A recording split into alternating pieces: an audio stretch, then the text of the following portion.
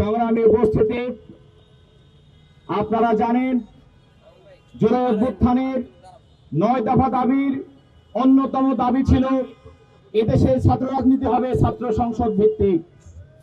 সেই জুলাইয়ের স্পিরিটকে যারা খর্ব করে দলীয় প্রভাব খাটিয়ে সাক্ষ্য বন্ধ করার চেষ্টা করছেন, আমরা মনে করি তারা জুলাই শহীদের রক্তের সাথে বেইমানি করছেন। আপনারা ছাত্র জনতার সাথে বেইমানি করছেন। সংগ্রামী উপস্থিতি, আপনারা দেখে থাকবেন এদেশে কোনো ধরনের নির্বাচন চায় না ভারতীয় আধিপত্যবাদ এবং তাদের দালাল আওয়ামী লীগ। কিন্তু আমরা বুঝি না বিএনপি কেন ভারতের সুরে কথা বলে তারা ছাত্র সংসদ নির্বাচন চায় না। তারাই মূলত ছাত্র সংসদ চায় না যারা জুলাইকে ধারণ করতে পারে না, যারা শিক্ষার্থীদেরকে ধারণ করতে পারে না, তারাই মূলত এই নির্বাচনগুলো চায় না। বিএনপিকে বলতে চাই, শিক্ষার্থীর ভাষা বুঝুন, শপথে ফিরিয়ে আসুন, নইলে আগামী দিনে রাজনৈতিক অঙ্গনে আপনারা কোনো বন্ধু খুঁজে পাবেন না। আমরা খুব ভালো করে খেয়াল করেছি ছাত্র দলের শাসনের অবস্থান অত্যন্ত ন্যক্কারজনক। আমরা ছাত্র সমাজ তাদের জন্য লজ্জিত হচ্ছে বারবার। আপনারা খেয়াল করে দেখবেন কোন ছাত্র সংগঠনে কাজ হতে পারে না ছাত্র সংসদের বিরুদ্ধে অবস্থান নেওয়া, কিন্তু আমরা দেখেছি ছাত্র দল লেজুরবৃত্তি করে লোক ভাড়া করে এনে ইসির সামনে 2 দিন ধরে মববাজি করে সাক্ষ্য বন্ধ করার জন্য পায়তারা করছে। আমরা বলতে চাই ছাত্র দল সময় থাকতে শপথে ফিরে আসেন, নইলে আগামী দিনে প্রত্যেকটা ক্যাম্পাসে শিক্ষার্থীরা আপনাদেরকে বয়কটের ডাক দিবে দেখবেন।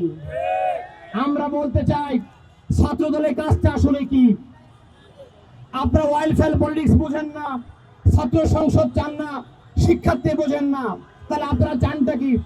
আপনারা কি চান ঢাকা কলেজের আশপাশে চাঁদাবাজি করতে, ঢাকা বিশ্ববিদ্যালয়ের সাথে সাথে গান্দা পার্টি দিতে? আপনারা কি চান জাহাঙ্গীরনগর বিশ্ববিদ্যালয় হলে হলে মদ বিক্রি করতে?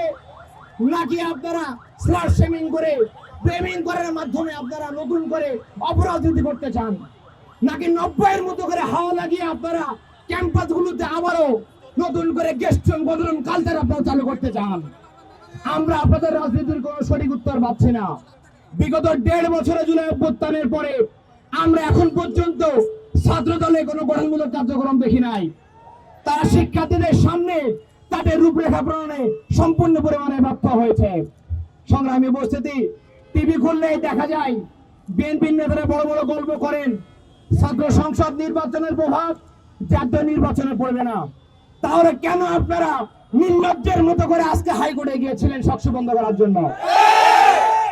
আপনারা দেখে থাকবেন পেশি শক্তি ব্যবহার করে রাজনৈতিক প্রভাব খাটিয়ে সাক্ষ্য বন্ধের জন্য বিএনপি যা করছে তা অত্যন্ত ন্যাক্কারজনক। এদেশের কোন জনগণ এটা মেনে নিতে পারছে না। আপনারা দেখে থাকবেন আজকে সকালবেলা সাক্ষ্য থেকে দায়িত্বপ্রাপ্ত 8 জন বিএনপি বন্দী শিক্ষক পদত্যাগ করেছে। তারা বলেছে সাক্ষ্যতে নাকি কোনো আমেজ নাই, তাদের মন খারাপ, মন ভালো লাগে না, তাই পদত্যাগ করছি। এই পদ্ধতি নিয়ে আপনারা শিক্ষক হয়েছেন, আপনাদেরকে আমরা ধিক্কার জানাই। সংগ্রামী উপস্থিতি, আপনারা দেখে থাকবেন ছাত্রদল গত 2 দিন ধরে টাকায় কিছু লোককে ভাড়া করে এনে ঈদের সামনে মব করা শুরু করেছে ইতিমধ্যে।